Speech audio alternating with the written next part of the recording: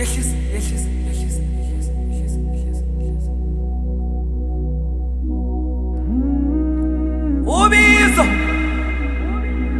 lungibize engalweni.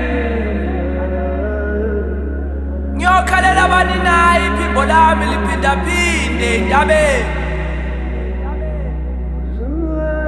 Ngithi inyawo zami ngibeleze kulo mhlaba nemsini. Ngifunana noxolo ey'ngalweni. Kukhalisa emaye emzini kamkhulu, umkhondolo usekhaya. Sawubona to you, sawubona to yours, from one great spirit to another. Igama lami uThulani Malevu. Welcome to Ubizo. It makes sense that I start off with an apology. Yobe, siyaxolisa. We were challenged, and even though that this was and may have been the case, there are takeaways from this journey. I mean, for an instance, we've been able to establish a working formula.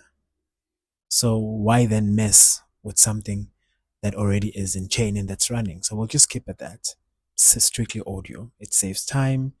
It saves production. It's much easier and simpler to do. And also with the intention I had in heart today, actually, it was that with the many other things that I do, it gives me time to do the other things. That's one. Number two, the intention truly is about elevating the level of consciousness of our people of Al-Gabulan. And in the world that we live in, where everything is visual, this is a platform that says, well, more like radio. Think back in the day where you had to learn and how in tune you would be and how you would understand and imagine it for yourself when you hear the sound. It's the same thing. So to the awakenings that you'll be going through and what's not, this will just be that sort of that guiding tool, that remedy, that library of sorts where you could be able to tap into. Today's conversation is centered around the church, the crown, and the chain. How religion, monarchy, and money work together to enslave Al-Gabulan, and how spirituality was weaponized. Before the chains, before the sheeps, before the scramble, there was a sermon.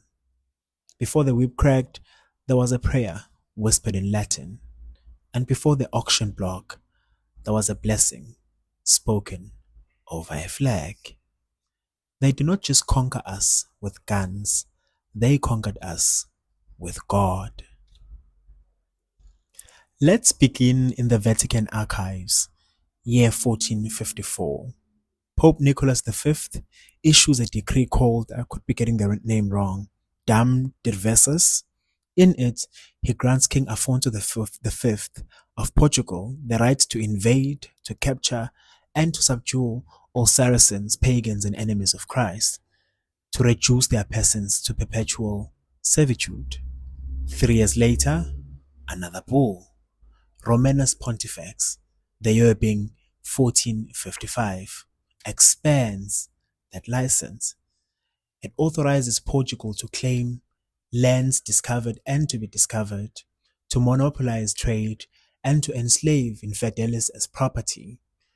It was theology turned into policy, a sacred permission slip for conquest, and from that divine paperwork flowed the slave ships, the cross-planting, the erasure of entire cosmologies. They wrote the word God and meant gold. They said salvation and meant submission. They preached light and delivered chains. The church blessed the conquest. The crown bankrolled it, and commerce industrialized it. This trinity, altar, throne, and market, formed the architecture of empire. Under divine pretext, monarchs sent explorers, backed by financiers and sanctified by priests.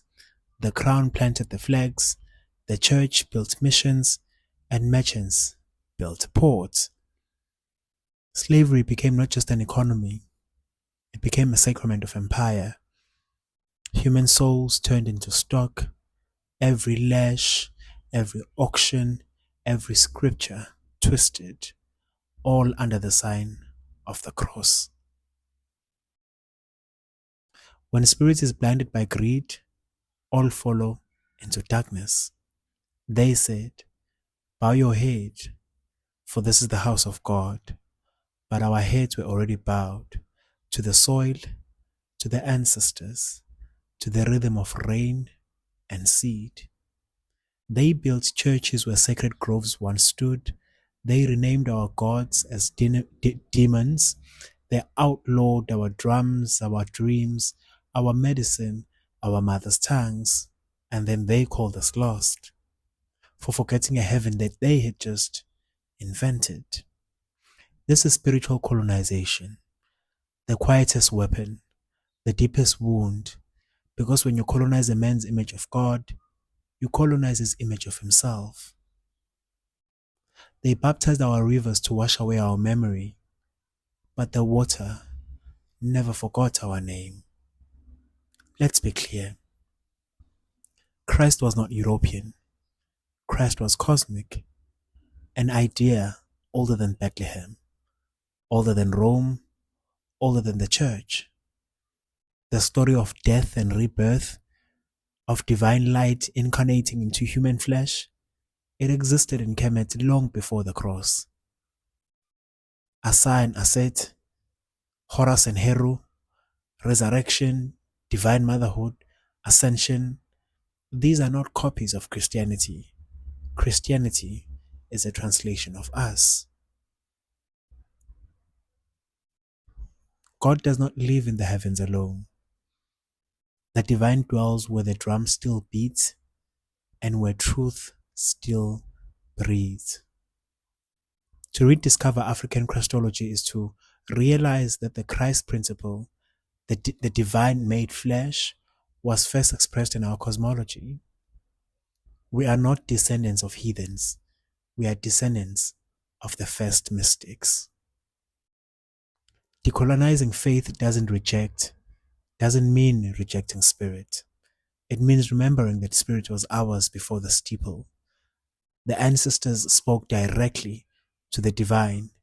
No middlemen, no tithe, no colonizer's creed. We honored God in water, in wind, in wood, and in word. We knew that prayer was vibration, and that vibration is science. So now, Bantwana be-Alkebulan, speak the old prayers again, sing the psalms in your mother tongue, walk barefoot and feel the pulse of God beneath your feet. You do not need permission to be sacred. You were born from it. They took our temples and built cathedrals. They took our chants and made hymns. They took our prophets and gave them Latin names. But we are the altar. We are the scripture. We are the resurrection. The spirit cannot be bound by chains. Until next time, okuhle, umusa, kanye nokukhanya ekuhambeni kwakho. Blessings, light, and grace upon your journey. Abuyile Makhosi.